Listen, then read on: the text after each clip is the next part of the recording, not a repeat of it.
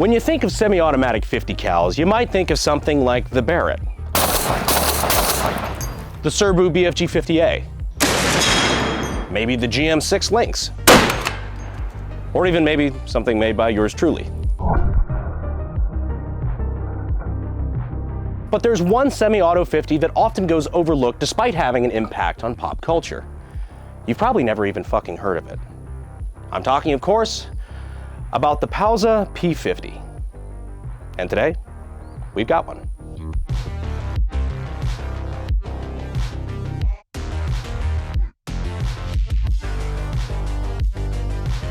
So of course, like a normal range video, we are going to be shooting this bad boy, and we're gonna be talking about what makes it tick, get up all in them nerdy guts, and tell you exactly what the hell is it about the P50 that is cool. But first, where would you know this gun from? If it doesn't look familiar, let me jog your memory a little bit. That's right, the Pauza P50's Hollywood debut was as the anti-material rifle from RoboCop, specifically RoboCop 2. It's a super rare piece, and I'm really excited to talk to you guys about it. However, we haven't shot it yet. And by that I mean, I haven't even shot it yet. This gun could just explode. So I'm not thrilled about that, but I do know there's only one way to find out. Together. So I bought this piece from Rock Island Auction. Awesome company, I'm absolutely addicted. They sell a lot of exotic historic shit, and when you're buying exotic historic shit like this, you buy it in the condition that it is in, which sometimes is a little hard to determine. I don't know if this gun is functional, it should be. I don't know if this gun is going to be safe to fire. There's only one way to know. But we did some basic safety checks beforehand. We checked the headspace. She doesn't swallow a field gauge. We should be good to go in that department, so the only real way to find out if she runs is pull this trigger. Well, she chambers. 3, 2, 1. Nice. Well, she fired.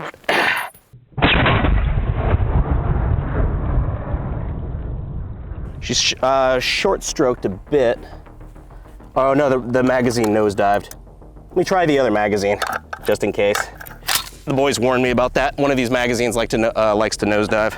Nosediving is when the rounds kind of cant downward like that, and when it tries to feed it, it smacks into the front of the magazine or into the feed lip, and not up ramping into the chamber like it's supposed to. So we got our second magazine here. Give that another go. There we go. The second round ever with the Pauza. New magazine. 3, 2, 1. There we go.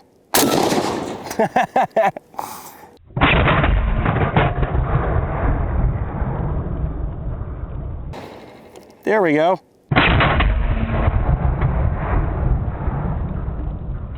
Still have a little bit of a magazine problem. If you want to come over here, check this out. So the front of the round is hitting just below the feed ramp.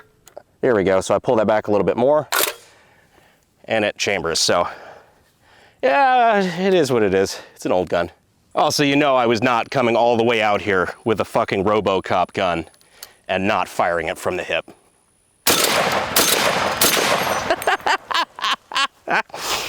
This is so fucking dumb.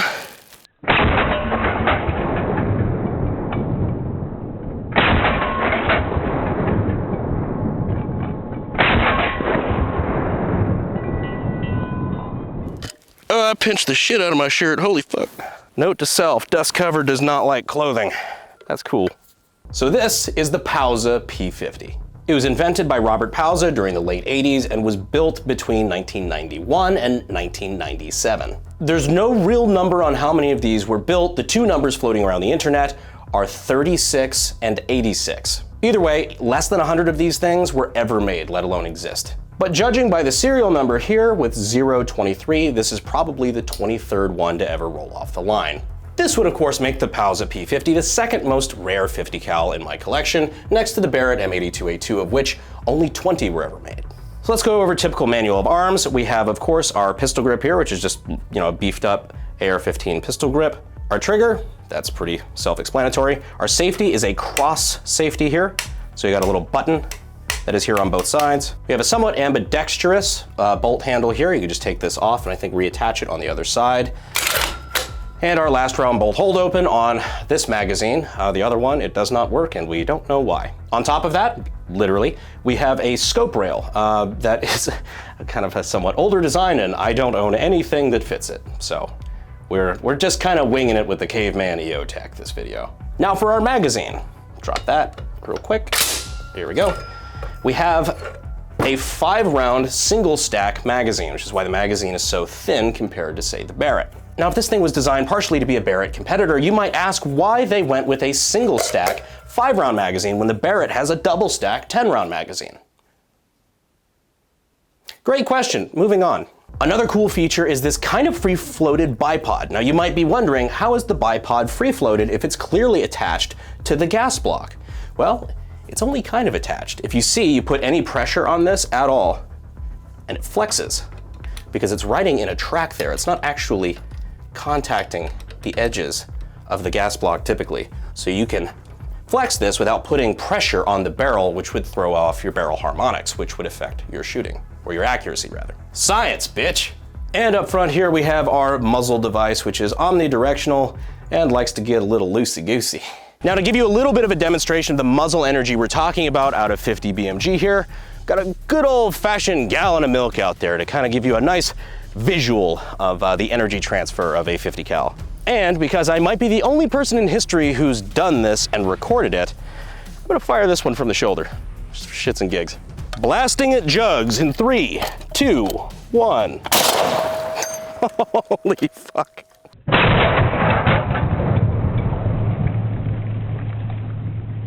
The fucking steel target dripping from the milk.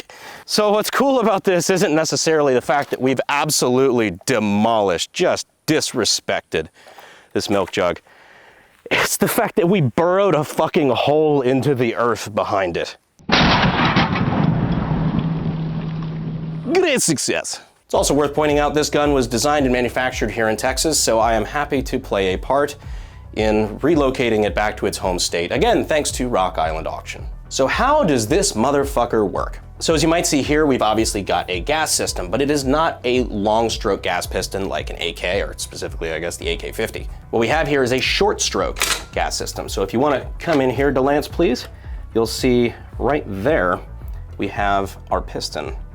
So that little thing is pushed out. It's a piston that goes the entire length of this gas tube here that when the gun fires, it pushes gas out through this gas block over here, which pushes the piston back, which opens the bolt carrier, unlocking the bolt. Whereas the AK bolt carrier group is a long stroke gas piston where it's all attached, the piston is attached to the bolt carrier and feeds directly into the gas block here. It's also rotating bolt, just like, so the AK is like that, the AK-50 is like that, etc. On the Pauza, we have something different. So of course we talked about our short stroke gas system, but the lockup is not a rotating bolt. It is instead tilting bolt. When the bolt carrier comes back, you can see the bolt lift up and out of a groove. And when I put it back forward, it tilts back down, hence tilting bolt. That's because the locking lugs are back here. You can actually kind of see that while the gun is actually cycling. Now you might be thinking that exact operating system sounds really familiar. That's because it is. This is essentially just a big ass SKS, or an SKS-50, if you will. The operating system is super similar. Okay, so on a typical SKS, I don't actually have an SKS here, but I do have what the SKS is based on. Another Simonov rifle, the PTRS-41. We'll show that off in its own video at some point. We'll get to it. Yes, I have one now. Another Rock Island purchase, I might add. I have a problem. So here we again have our gas block up here with our short stroke gas piston that feeds back to our bolt carrier, and we have our tilting bolt. As you can see, our lockup surface there in the rear from that tilting bolt, and without giving myself PTRS thumb, it's the same picture. It's just, this is literally just a big SKS. Believe it or not, this came first. The SKS is based on the PTRS-41. And then, I don't know, fucking 50 years later, Robert Pauza comes along and makes the P50. essentially scaling down the PTRS-41, but more likely scaling up the SKS. It's kind of always cool to see new examples of how there's not really a whole lot that's new under the sun. A lot of tried and true proven designs just altered a little bit for different purposes. And that's really what the Pauza is, which makes it really neat. And if you dig gun design shit like that, I would definitely recommend checking out SDI, who is one of the sponsors who allowed us to pay for this. If you're looking to get your start in gunsmithing and you're really not sure how, I would definitely recommend looking at SDI. Just like I'm sure you appreciate some of the knowledge we're dropping on you right now, we appreciate them being a sponsor of the channel. ADD break. This is normally where we do our White Claw penetration test, but since there's absolutely no doubt that 50 BMG will just completely ravage a single White Claw can, instead today we're gonna be ravishing the box. Is it possible to learn this power? Usually there's no laws when you're drinking claws, but I think RoboCop disagrees.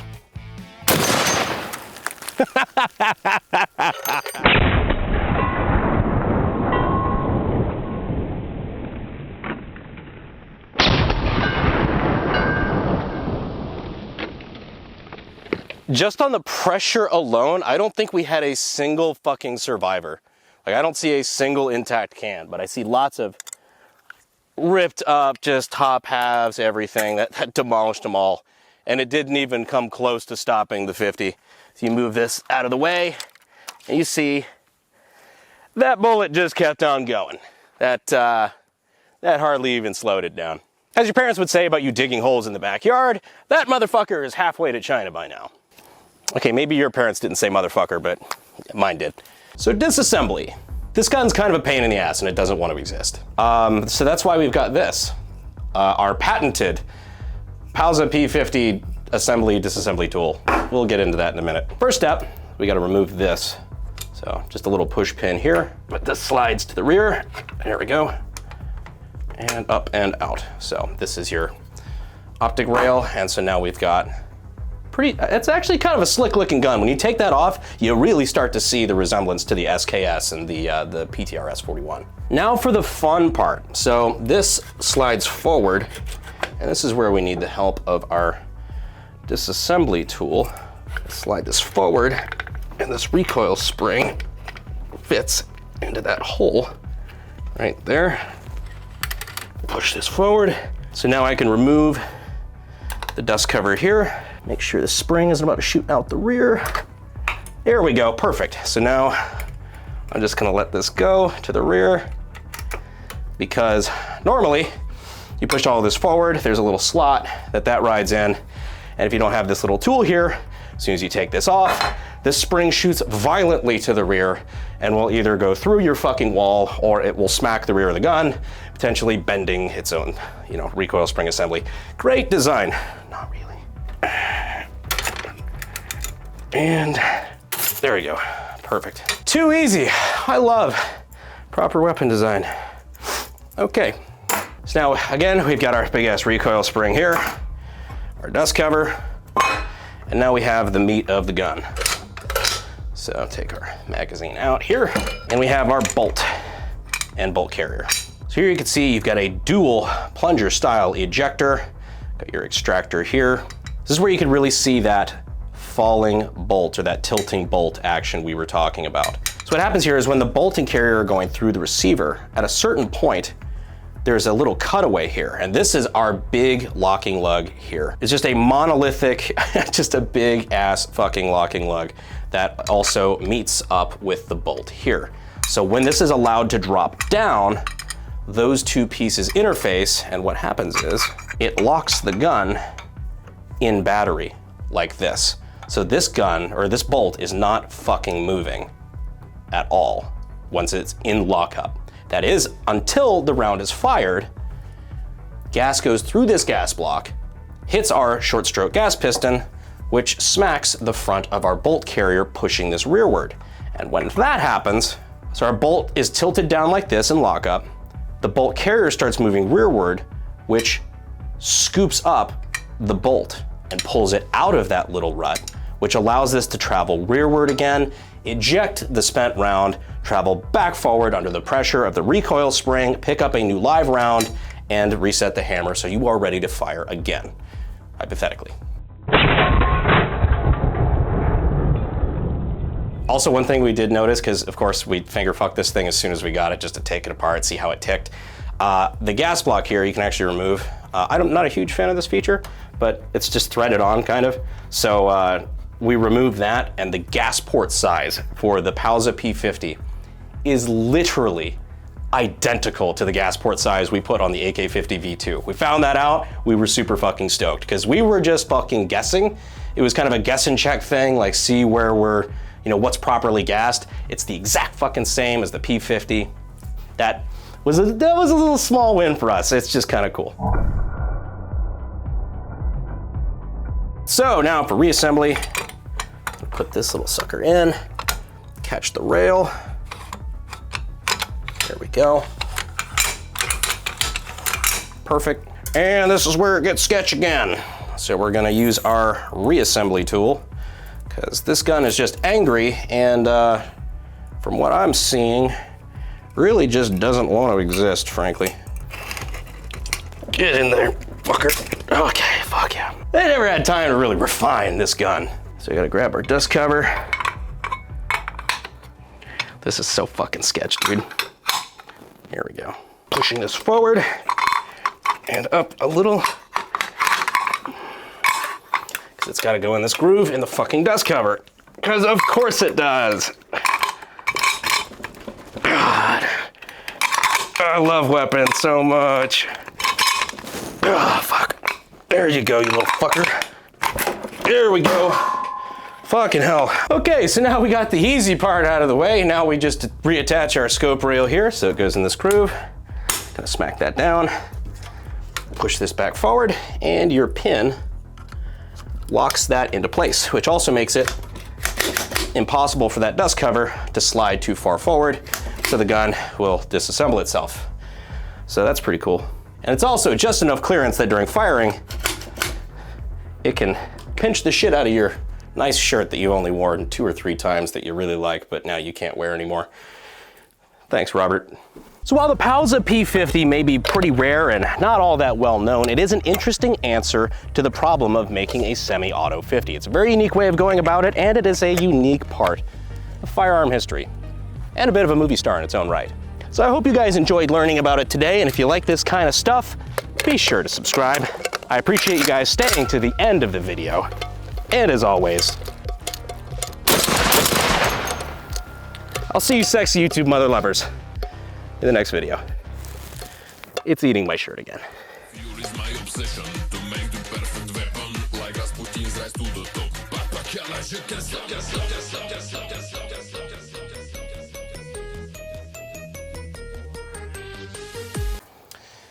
Oh, hi. I like to slap my guns around just, you know, in case they think I like them. Same with my whip. All right, fuck me. So what happens here is as the gun is going through the receiver, fuck, I'm not a big fan of like screws and shit, but like the way that they did that actually makes a lot of sense. I like that. Sorry.